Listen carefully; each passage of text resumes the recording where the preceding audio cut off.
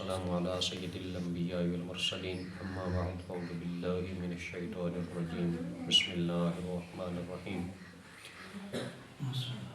الصلاة والسلام علیکہ یا سیدی یا رسول اللہ وعلی آلکہ واصحابکہ یا حبیب اللہ۔ نبی کریم رؤوف الرحیم صلی اللہ تعالیٰ علیہ وآلہ وسلم کے فرمان علی شان ہے کہ جو شخص مجھ پر 3 مرتبہ صبح اور 3 مرتبہ شام کو درود پاک پڑھتا ہے، اللہ پاک پر حق ہے کہ اس کے اس دن اور اس رات کے گناہوں کو بخش دے۔ آج ہم انشاءاللہ تعالی سورہ حجرات کی آیت نمبر 13 اس کا ترجمہ و تفسیر سنیں گے۔ اعوذ باللہ من الشیطان الرجیم بسم اللہ الرحمن الرحیم۔ یا ایہا الناس انا خلقناکم من ذکر وانثى وجعلناکم شعوبا وقبائل لتعارفوا ان اکرمکم عند اللہ اتقاکم ان اللہ علیم خبیر۔ ترجمہ کنز الایمان۔ اے لوگو، ہم نے تمہیں ایک مرد اور ایک عورت سے پیدا کیا اور تمہیں شاخیں اور قبیلے کیا کہ آپس میں پہچان رکھو۔ بے شک اللہ کے یہاں تم میں زیادہ عزت والا وہ جو تم میں زیادہ پرہیزگار ہے، بے شک اللہ جاننے والا خبردار ہے۔ تفسیر۔ اے لوگو، ہم نے تمہیں ایک مرد حضرت آدم علیہ السلام اور ایک عورت حضرت حوا رضی اللہ تعالی عنہا سے پیدا کیا، اور جب نسب کے اس انتہائی درجہ پر جا کر تم سب کے سب مل جاتے ہو تو نسب میں ایک دوسرے پر فخر اور بڑائی کا اظہار کرنے کی کوئی وجہ نہیں۔ نسب سے مراد جیسے ہماری ایک دوسرے کی ذاتیں ہوتی ہیں، کوئی چودھری ہیں، کوئی گوندل ہیں، کوئی نیچے والے طبقے میں ہیں جو کام کاج کرنے والے ہوتے ہیں، درخان ہیں، مسلم شیخ ہیں، مہر برادری ہے، رائی ہیں، جو بھی ہیں، اس کو نسب کہتے ہیں۔ تو ایک جد اعلیٰ کی اولاد ہو، اس لیے نسب کی وجہ سے ایک دوسرے پر فخر کا اظہار نہ کرو۔ اور ہم نے تمہیں مختلف قومیں، قبیلے اور خاندان بنایا تاکہ تم آپس میں ایک دوسرے کی پہچان رکھو اور ایک شخص دوسرے کا نسب جانے، اور اس طرح کوئی اپنے باپ دادا کے سوا دوسرے کی طرف اپنے آپ کو منسوب نہ کرے، نہ یہ کہ اپنے نسب پر فخر کرنے لگ جائے۔ یعنی یہ نسب کا جو معاملات ہیں یہ اس لیے ہیں کہ ایک دوسرے کی پہچان ہو سکے۔ فلاں بن فلاں قبیلے کا بندہ، فلاں بن فلاں فلاں قبیلے کا بندہ۔ اس سے مراد یہ نہیں ہے کہ کوئی کسی اور ذات کا بندہ ہے، بھلے وہ چھوٹی ذات کا یا بڑی ذات کا ہے، تو وہ اپنے سے بڑی ذات کی طرف اپنے آپ کو منسوب کرنا شروع کر دے۔ ایسا نہیں ہو سکتا، بلکہ یہ اس لیے حکم ارشاد فرمایا گیا جو اصل قرآن پاک میں فرما دی گیا کہ تمہیں ایک ہی نسب سے پیدا کیا گیا ہے، تو ہمارا نسب حضرت آدم علیہ السلام سے سب کا چلتا آ رہا ہے۔ اب کوئی گوندل ہے یا کوئی اس سے نیچے والی ذات کا کوئی بھی ہے تو اس کا نسب ایک ہی ہے، یہ صرف دنیا میں پہچان کے لیے پیدا کیا گیا ہے تاکہ فلاں بن فلاں کا پتہ چل سکے کہ یہ کس جگہ کا رہنے والا ہے، کس قبیلے سے ہے۔ اللہ پاک ہمیں عمل کی توفیق عطا فرمائے اور اپنے نسب پر فخر کرنے نہ لگ جائے، دوسروں کی تحقیر کرنا نہ شروع کر دے۔ یعنی اپنے نسب پر وہ فخر بھی کرنے لگ جائے گا اور دوسروں کو حقیر جاننا شروع نہ کر دے، اس لیے اس کو نسب نہیں اعلیٰ دیا گیا۔ یاد رہے دنیا میں وہ امور اگرچہ کثیر ہیں جن کی وجہ سے فخر و تکبر کیا جاتا ہے، لیکن نسب ان میں سے سب سے بڑا امر ہے، کیونکہ مال، حسن اور بزرگی کی وجہ سے کیا جانے والا تکبر ہمیشہ نہیں رہتا۔ مال بھی ختم ہو جاتا ہے، حسن بھی وقت کے ساتھ ساتھ ڈل جاتا ہے، اور اگر کسی کو فقیری ملی ہوئی ہے تو فقر ملا ہوا ہے تو یا بزرگی ملی ہوئی ہے تو وہ بھی اس خاندان میں سے کسی ایک کو ملا ہوگا نا، سب کو تو نہیں نا بزرگی مل جاتی، یہ اللہ پاک کی طرف سے ہوتی ہے، اللہ پاک چن کے بندوں کو دیتا ہے۔ تو یہ سب کے لیے نہیں ہے، لیکن نسب والا جو فخر ہے، اب نسب کوئی گوندل ہے تو وہ گوندل ہی رہے گا ساری زندگی، بدل تو نہیں جائے گا. کوئی سپرا ہے تو وہ سپرا ہی رہے گا، کوئی میاں ہے تو وہ میاں ہی رہے گا، کوئی چودھری صاحب ہے تو وہ چودھری صاحب ہی رہیں گے نا. اس وجہ سے فرمایا گیا کہ نسب پر تکبر نہ کیا جائے، غرور نہ کیا جائے. نسب کے ذریعے فخر و تکبر کرنے کی جو مذمت ہے آئیے ہم وہ سنتے ہیں. فخر و تکبر کے اسباب میں سے ایک اہم سبب اپنے نسب کے ذریعے دوسروں پر تکبر کرنا ہے. اس کے بارے میں امام محمد غزالی رحمۃ اللہ تعالی علیہ فرماتے ہیں کہ جس آدمی کا نسب اچھا ہو وہ دوسرے نسب والوں کو حقیر جانتا ہے، اور بعض لوگ حسب و نسب کے ذریعے اس طرح تکبر کرتے ہیں گویا کہ دوسرے لوگ ان کی ملکیت میں ہیں اور ان کے غلام ہیں، اور ان سے میل جول کرنے اور ان کے پاس بیٹھنے سے نفرت کرتے ہیں. تو اس کا نتیجہ ان کی زبان پر یوں آتا ہے کہ تکبر کرتے ہوئے دوسروں کو گھٹیا قسم کے الفاظ سے پکارتے ہوئے کہتے ہیں.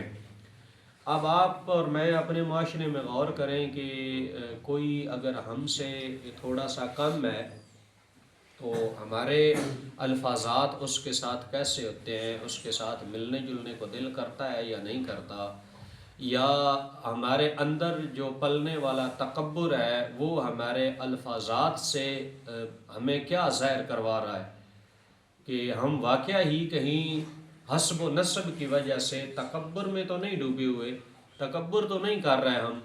اگر آپ کا اور میرا حسب و نسب اعلیٰ ہے تو ہمیں یہ اسلام اجازت نہیں دیتا کہ ہم کسی کم نسب والے کو گھٹیا جانے، تحقیر جانے، اس کی تحقیر کریں، اس کو حقیر مانیں. اللہ پاک ہمیں عمل کی توفیق عطا فرمائے. اب فرمایا گیا کہ تم کون ہو، تمہارا باپ کون ہے. وہ ایسے الفاظ کہتے ہیں، میں فلاں کا بیٹا ہوں، تمہیں مجھ سے بات کرنے یا میری طرف دیکھنے کا کیا حق ہے؟ تو مجھ جیسے لوگوں سے بات کرتا ہے اور مجھ سے اس قسم کی گفتگو کرتا ہے. ایک ایسی پوشیدہ رگ ہے کہ کوئی بھی نسب والا اس سے خالی نہیں ہے. یعنی کہ یہ حسب و نسب والی ایک ایسی رگ ہے نا، یہ بھی بڑی حسب و نسب والے لوگ ہیں، وہ اس چیز سے بچتے نہیں ہیں، خالی نہیں ہیں. لیکن اگرچہ وہ نیک اور باعمل ہو، لیکن بعض اوقات حالت اعتدال پر ہونے کی صورت میں یہ بات ظاہر نہیں ہوتی، اور جب اس پر غصے کا ملبہ ہو تو وہ اس کی نور بصیرت کو بجھا دیتا ہے اور اس قسم کی گفتگو اس کی زبان پر آ جاتی ہے. حضرت ابو ذر غفاری رضی اللہ تعالی عنہ، نبی اکرم صلی اللہ تعالی علیہ وسلم کی موجودگی میں ایک شخص سے میری تکرار ہو گئی. تو میں نے کہا ہے کالی عورت کے بیٹے. یہ حضرت ابو ذر غفاری رضی اللہ تعالیٰ عنہ کا واقعہ ہے. تو حضرت ابو ذر غفاری رضی اللہ تعالیٰ عنہ کی زبان سے جب یہ جملے ادا ہوئے تو نبی کریم صلی اللہ تعالی وسلم نے ان کو اپنے پاس بلایا اور فرمایا، اے ابو ذر، کیا تم اس بات پر فخر کرتے ہو کہ وہ کالی ماں کا بیٹا ہے اور تم سفید ماں کے بیٹے ہو؟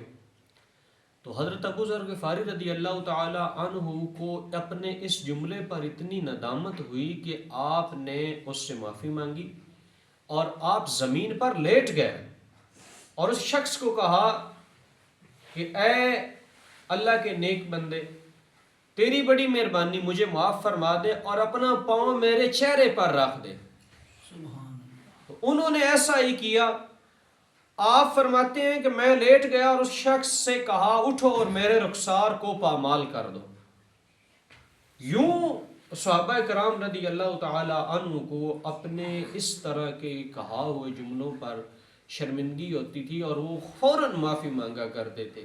آپ اور میں ذرا غور کریں کہ اگر ہم کسی کو اس طرح کے جملے ادا کر کے تو کسی کو ذلیل کرتے ہیں اور کوئی ہمیں آر دلائے تو پھر ہمارا کیا حال ہوتا ہے؟ کیا ہم وہ آر دلانے والے سے ہی لڑ پڑتے ہیں یا ہم خود اس میں شرمندگی محسوس کرتے ہیں اور سامنے والے شخص سے معافی مانگتے ہیں؟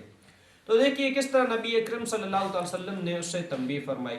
جب انہوں نے سفید خاتون کا بیٹا ہونے کی وجہ سے اپنے آپ کو افضل سمجھا اور یہ بات خطا اور نادانی ہے اور دیکھیے کہ انہوں نے کس طرح توبہ کی اور اپنے آپ سے تکبر کے درخت کو اس شخص کے تلوے کے ذریعے جڑ سے اکھاڑ پھینکا جس کے مقابلے میں تکبر کیا تھا، کیونکہ آپ کو معلوم ہو گیا تھا کہ تکبر صرف عاجزی کے ذریعے ختم کیا جا سکتا ہے۔ اب ہمیں یہ بھی پتہ چل گیا کہ جس شخص کے اندر عاجزی نہیں ہے وہ تکبر سے بھرا ہوا ہے۔ تکبر کو کس چیز سے ختم کیا جا سکتا ہے؟ تو وہ صرف عاجزی ہے۔ اللہ پاک آپ کو اور مجھے عاجزی عطا فرمائے۔ اس سلسلے میں مروی ہے نبی اکرم صلی اللہ علیہ وسلم کی موجودگی میں دو آدمیوں نے ایک دوسرے پر فخر کیا۔ ایک نے کہا میں فلاں کا بیٹا ہوں، تو تم کون ہو؟ تمہاری تو ماں ہی نہیں۔ اس پر حضور علیہ الصلوۃ والسلام نے ارشاد فرمایا کہ حضرت موسیٰ علیہ السلام کے سامنے دو آدمیوں نے ایک دوسرے پر فخر کیا۔ ان میں سے ایک نے کہا میں فلاں کا بیٹا ہوں، اس طرح وہ 9 پشتیں شمار کیا گیا اور کہا تیری تو ماں ہی نہیں ہے۔ اللہ تعالیٰ نے حضرت موسیٰ علیہ السلام کی طرف وحی بھیجی کہ جس نے فخر کا اظہار کیا ہے اس سے فرما دیجئے کہ وہ 9 کی 9 پشتیں جہنم میں جائیں گی اور تم ان کے ساتھ 10ویں ہوں گے۔ اسلام بھائی غور کریں، فکر کریں اس بات پر کہ ایک شخص نے صرف اس بات پر اظہار کیا کہ چھوٹی سی بات کہی کہ میں فلاں بن فلاں کا بیٹا ہوں۔ کتنی بڑی بات، اکثر ہو جاتا ہے ایسا، لیکن اللہ پاک کو یہ جملہ بالکل بھی پسند نہیں ہے، اور اس کی 9 کی 9 پشتیں جن کا اس نے حوالہ دیا کہ میں فلاں بن فلاں کا بیٹا ہوں، میری 9 پشتیں ایسی ہیں، تو اللہ نے فرمایا کہ تیری وہ 9 کی 9 پشتیں جہنمی اور تو 10واں ہوگا۔ اب آپ اور میں غور کریں کہ ہم اس طرح کے کتنے کتنے جملے ادا کرتے ہیں۔ اللہ پاک آپ کو اور مجھے عمل کی توفیق عطا فرمائے۔ عزت اور فضیلت کا دار و مدار کس چیز پر ہے؟ آئیے ہم یہ پڑھتے ہیں۔ اس چیز سے معلوم ہوا کہ عزت اور فضیلت کا دار و مدار جو ہے وہ نصرت پر نہیں بلکہ پرہیزگاری پر ہے۔ آئیے ہم اس کے بارے میں ایک حدیث مبارکہ بھی سنتے ہیں۔ حضرت عبداللہ بن عمر رضی اللہ تعالیٰ عنہ فرماتے ہیں ایک فتح مکہ کے دن حضور اقدس صلی اللہ تعالی وسلم نے خطبہ دیتے ہوئے ارشاد فرمایا اے لوگو، اللہ تعالیٰ نے تم سے جاہلیت کا غرور اور ایک دوسرے پر خاندانی فخر دور کر دیا ہے، اور اب صرف 2 قسم کے لوگ ہیں۔ نمبر 1 نیک اور متقی شخص جو کہ اللہ تعالیٰ کی بارگاہ میں معزز ہے۔ نمبر 2 گناہگار اور بدبخت آدمی اللہ تعالیٰ کی بارگاہ میں ذلیل و خوار ہیں۔ تمام لوگ حضرت آدم علیہ السلام کی اولاد ہیں، اور حضرت آدم علیہ السلام کو اللہ تعالیٰ نے مٹی سے پیدا کیا ہے۔ اللہ تعالیٰ نے قرآن مجید میں ارشاد فرمایا تھا، پھر نبی کریم صلی اللہ علیہ وسلم نے جس آیت کا ابھی ہم نے ترجمہ و تفسیر پڑھا، یہی آیت مبارکہ پڑھ کر ان لوگوں کو سنائی۔ اللہ پاک آپ کو اور مجھے عمل کرنے کی توفیق عطا فرمائے، آمین آمین بجاہ خاتم النبیین۔ بسم اللہ السلام علیکم یا سیدی یا رسول اللہ وعلا علیکم السلام السلام علیکم یا سیدی یا رسول اللہ وعلا علیکم السلام